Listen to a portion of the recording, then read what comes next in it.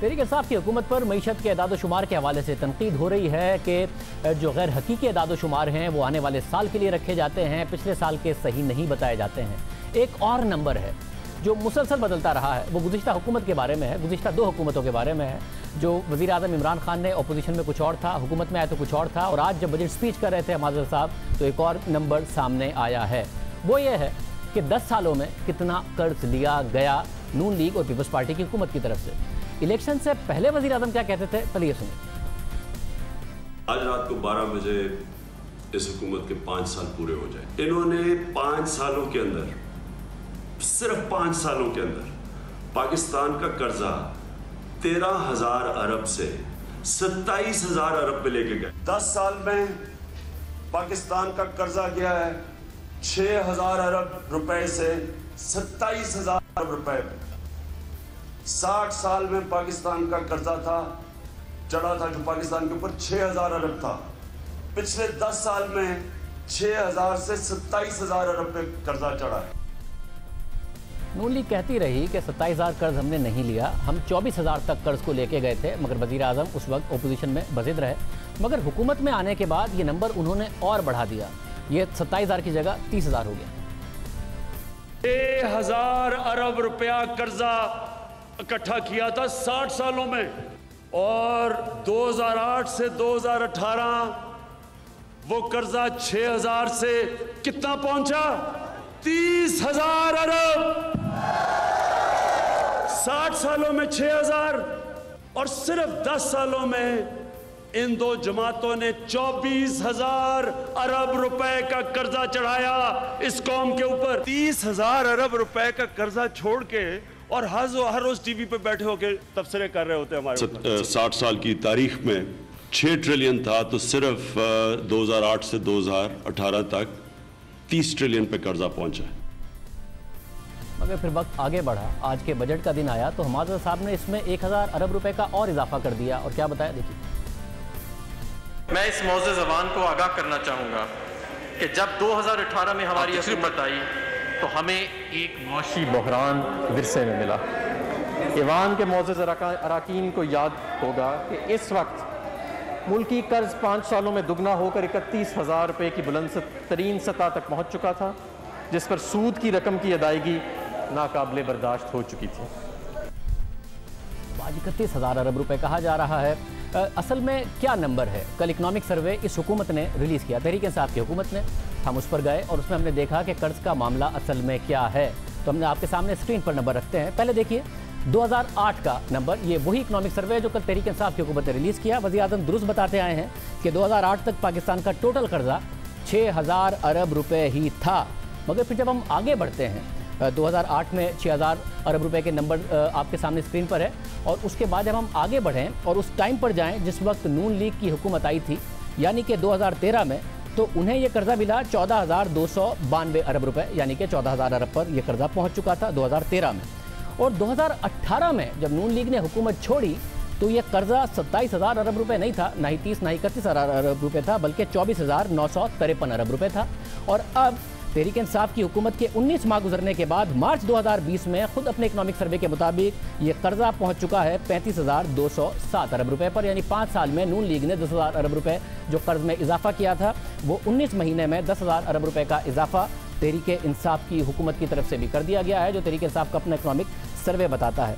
और अगर हम एक और कर्ज का क्राइटेरिया ले लें जो कि इकनॉमिक सर्वे के मुताबिक ही है, उसमें टोटल पब्लिक डेट है, यानी हुकूमत का नहीं बल्कि उस मुल्क के ऊपर जितना टोटल कर्जा है, और इस डेट में हुकूमत का अपना एक्सटर्नल डेट, IMF से लिया हुआ पैसा, एक्सटर्नल लाइबिलिटीज़, इसके अलावा प्राइवेट सेक्टर ने जो पैसा लिया है वो भी शामिल है। साथ में पब्लिक सेक्टर इंटरप्राइजेज ने जो बैरूनी और डोमेस्टिक कर्जा लिया है वो भी शामिल है।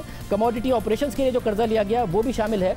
वो सब मिला के अगर देखा जाए तो आपके सामने रखें, ये कर्जा 2018 में था 29,879 अरब रुपए, 2019 में हो गया 40,223 अरब रुपए, और मार्च 2020 में हो गया 42,820 अरब रुपए। यानी इसमें तकरीबन 13,000 अरब रुपए का तहरीक इंसाफ के 19 महीने में इजाफा हो चुका है।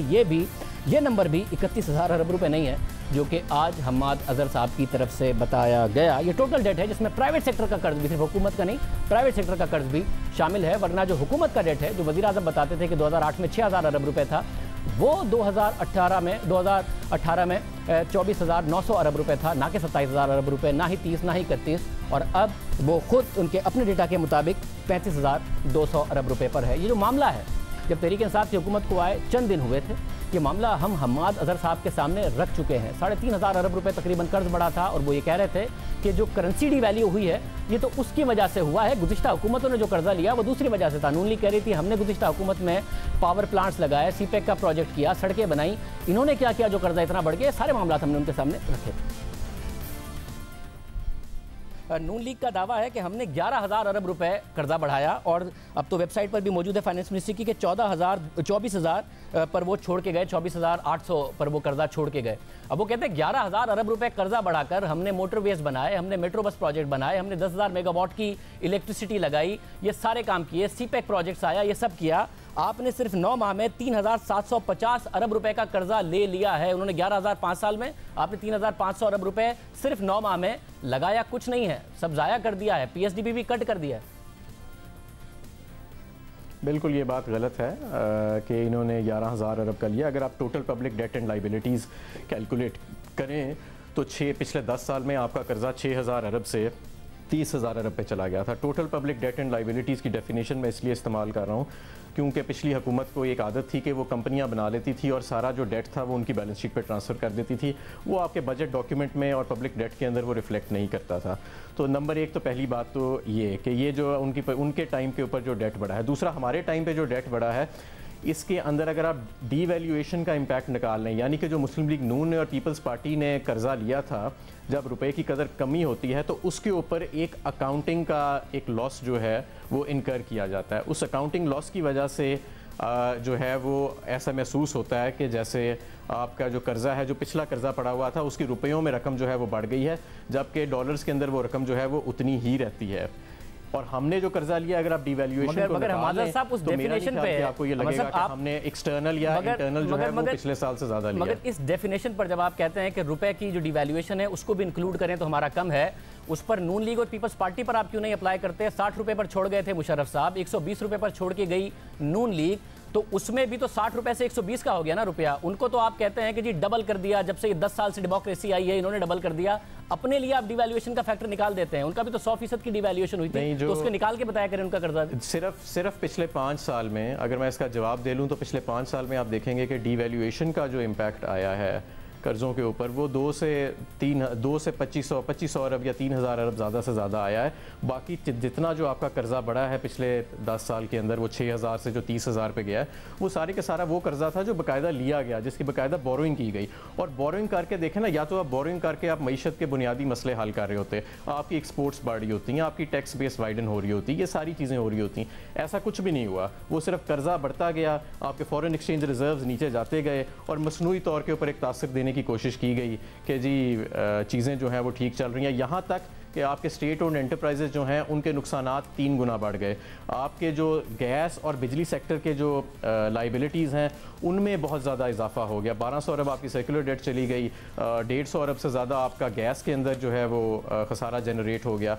ये सारी चीज़ें जो हैं वो हो गई। इसलिए हम उन पर तनकीद करते हैं कि ये जो इन्होंने कर्जा लिया है वो हमें अब नजर नहीं आ रहा कि मईशत के बुनियादी मसले हल हों। जब इसमें एक मसला है के गए हैं तो मईशत तो बहुत बुरे हाल में थी। आपने कहा पब्लिक सेक्टर इंटरप्राइजेस के हालात खराब हो गए, ये सब काम हो गया। आपने जो आके कर्जा लिया है, स्टेट बैंक की जो लास्ट रिपोर्ट है वो कहती है कि आप तकरीबन 4.8 ट्रिलियन 4800 अरब रुपए 4,800 अरब रुपए बोरो कर चुके हैं, जो कि पिछले साल से 2.5 गुना ज्यादा है, जिसमें से 3700 अरब रुपए आपने सिर्फ स्टेट बैंक से बोरो किए हैं। आपने कहा कि उन्होंने मुल्क की मईशत के लिए कुछ नहीं किया, हालांकि उनका दावा है कि हमने 10,000 मेगावाट का बिजली लगा दी, हमने मोटरवेज बना दिए, हमने मेट्रोज बनाए।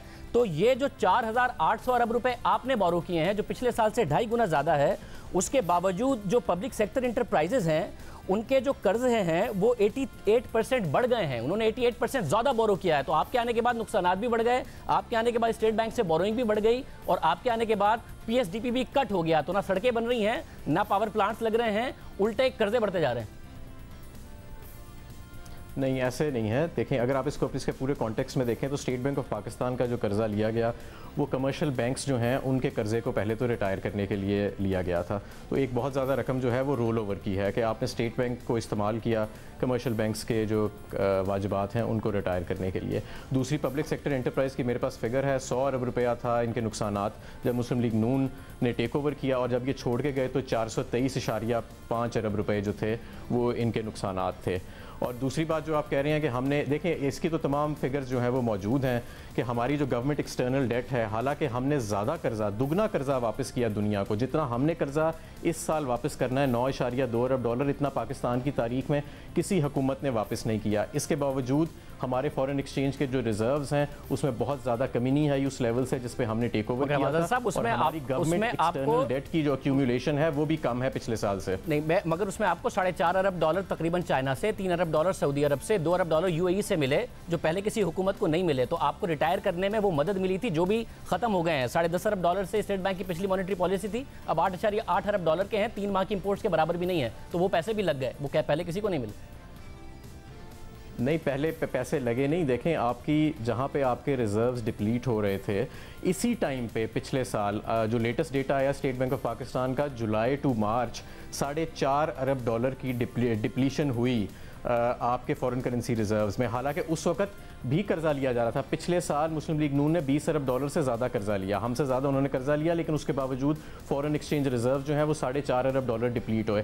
हमारे टाइम पे जुलाई से मार्च में 700 मिलियन डॉलर का फॉरेन करेंसी रिजर्व्स के अंदर इजाफा हुआ। हालांकि हमने ज़्यादा कर्जा जो है बाकी जो दुनिया को हम ओ करते थे वो हमने वापस किया। मगर आपका तो करंट अकाउंट डेफिसिट भी है, सिर्फ कर्जा वापस करने की सूरत में नहीं। और आपने कहा कि पब्लिक सेक्टर एंटरप्राइजेज में उन्होंने लॉस छोड़ा था, इसका जवाब नहीं दिया आपने कि 82% इजाफा है पब्लिक सेक्टर एंटरप्राइजेज की तरफ से जो बोरोइंग हुई है उसमें। 303 अरब रुपए के उन्होंने इस दफा कर्जे लिए हैं शुरू के 9 माह में, 166 अरब रुपए के कर्जे लिए थे जुलाई से अप्रैल 2018 में। तो आपके उसमें तो उनके तकरीबन कर्जे डबल हो गए हैं। तो आपने कौन सा खसारा कम किया है? क्योंकि पाकिस्तान रेलवेज का 2018 में खसारा 26.5 अरब था।